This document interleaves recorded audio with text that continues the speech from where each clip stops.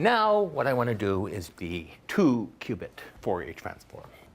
Well, let's write down the quantum Fourier transform for 2 qubits using our matrix, which I have unfortunately erased, but it's 1 over the square root of n, that's 2, times, well, this is e to the 2 pi I minus 2 pi I over 4. Is there a simpler way of stating this, anybody?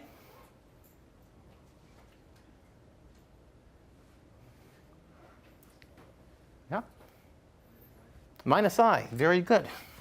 This is minus I, and this is minus 1 I, minus 1 I, and this is minus 1, 1, minus 1, and I, 1, minus I.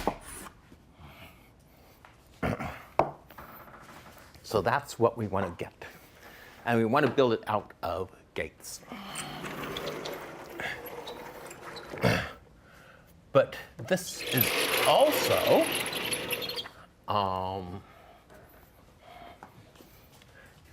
the ith entry is going to be e to the 2 pi, or the jk entry is going to be e to the 2 pi I jk over 4 is equal to e to the minus 2 pi I j0, j0 plus 2j1, k0 plus 2k1 over 4 equals e to the minus 2 pi I. Well, we get j0, k0 over 4 times e to the minus 2 pi I j1 k0 over 2 times e to the minus 2 pi I j0 k1 over 2.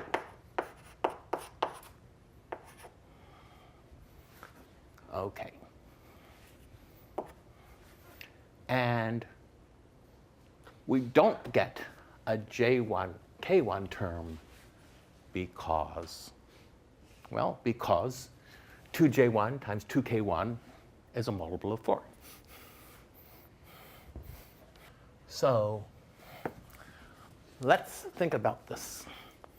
Well, the ji's are represented by qubits, so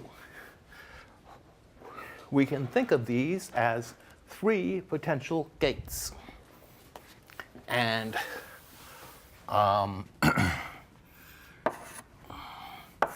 here, I'm going to cheat a little bit, but or at least j0 goes to k.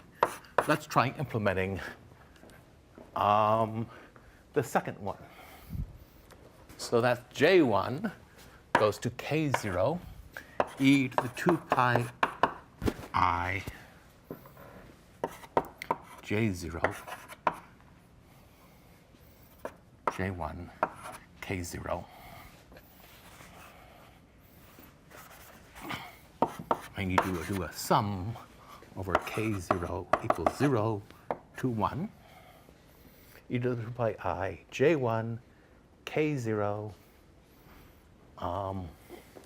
over 2, right? Over 2. So this is, 0 goes to 0. 1 goes to 0. 0 goes to 1. And 1 goes to 1. Actually, 1 goes to minus 1. And I forgot normalization factor. We need a normalization factor to make this unitary. So you should all recognize this gate.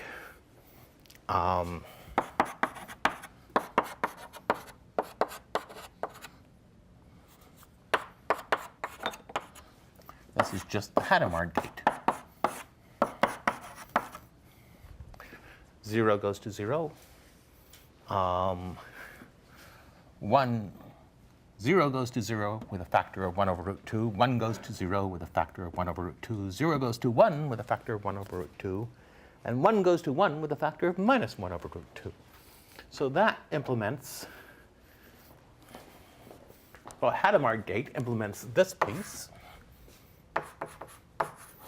And it also implements this piece, because this is just the same thing with J0 and K1. So let's try drawing the circuit.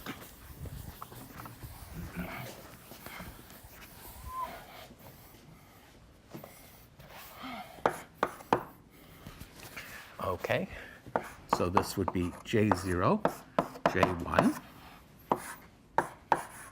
Hadamard, K0, oh, well, no, K1, because remember, J1 was Hadamarded from K0, and K1 was Hadamarded from J0. So this is not right yet. So this might be a first attempt at the circuit, but it doesn't work. So why doesn't it work? Need term. Well, we need the last term over here, e to the minus 2 pi I J0 K0 over 4. E to the minus 2 pi I J0 K0 over 4. So what does this do? Well, this interacts J0. You want J0 to interact with K0. So what you want is you want to draw a gate that connects this piece with that piece. And of course you can if you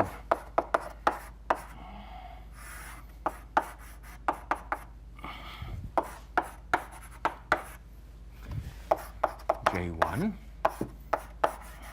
H, if you move this top Hadamard later than the bottom Hadamard. And now, what is this thing?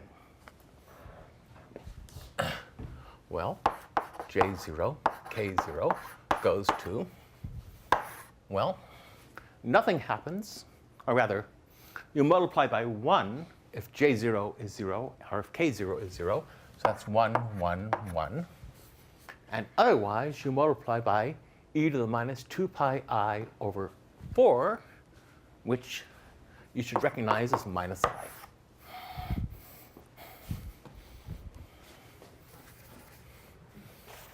And I drew this too far to the right.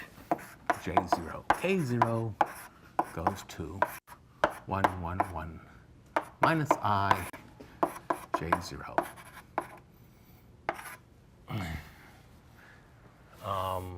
K0. So that is just a controlled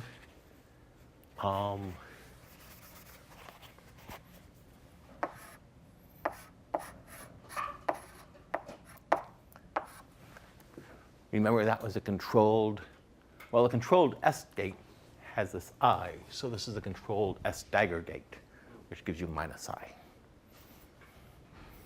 So do nothing if the first qubit is 0. And if the second qubit is 0, multiply, if the first qubit is a 1, multiply the second qubit by, multiply the phase by minus I if the second qubit is also a 1. So you see this gate is symmetric in I,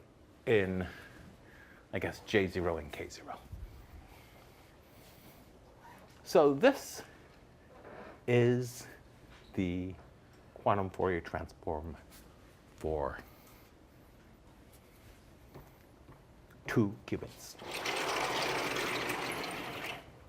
So let's try writing it out in terms of matrices.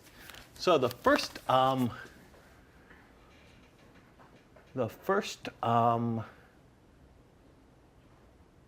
thing we do is an H to J1, which is the first qubit of J. So, oh no. Yeah. First thing we do is an H on J1, which is the first qubit of J. And of course, when we're multiplying matrices, the first thing we do to a vector is a matrix on the very right, which is 1, 1, 1, 1, 1, 1, minus 1, minus 1.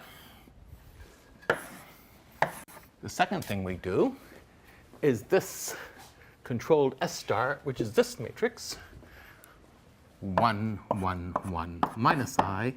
And the third thing we do is a Hadamard on the other qubit, which is the second qubit if we're writing them out in the standard way we write binary numbers. So that's 1. 1, 1, 1, minus 1, 1, 1, 1, minus 1. And we want to multiply this by 1 over root 2 and this by 1 over root 2, which gives us a 1 over 2 in front of it.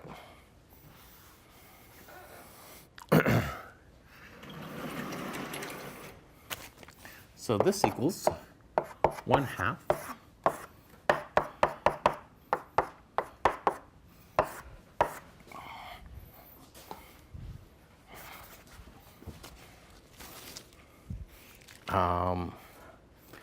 okay, and I believe this thing multiplies the last row by I, or by minus I. So that's 1, 1, 1, 1, 1, minus I, minus 1, I.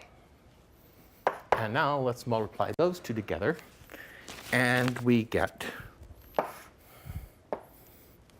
1/2, 1, 1, 1, 1. I'm not going to actually 1 minus 1, 1 minus I, minus 1 I, 1 I, minus 1 minus I.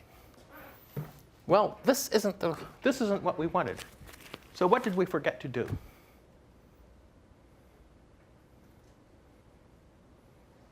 Yes? Don't we want to swap the bits of K? Yeah, we wanted to swap the bits of K because this came out K0 and K. This came out K0, J0, K1, and J1 went to K0. So these bits are in the wrong order. So to swap them, what we need to do is multiply this whole thing by the swap gate, which swaps 1, 0 with 0, 1. And what is the swap gate to? Well, it swaps the second and third rows of this matrix. So that equals 1, 1, 1, 1, 1 minus I minus 1 I, 1 minus 1, 1 minus 1, 1 I, minus 1 minus I. So that actually, so this circuit does work, except we need to do a swap at the end. And maybe that's not the right best notation for a swap gate. Okay, so if you're used to the Cooley-Tukey fast Fourier transform, you remember the answer comes out in the wrong order, and you have to reverse the bits. And this is exactly the same thing happens here. The answer comes out in the wrong order. We need to reverse the bits.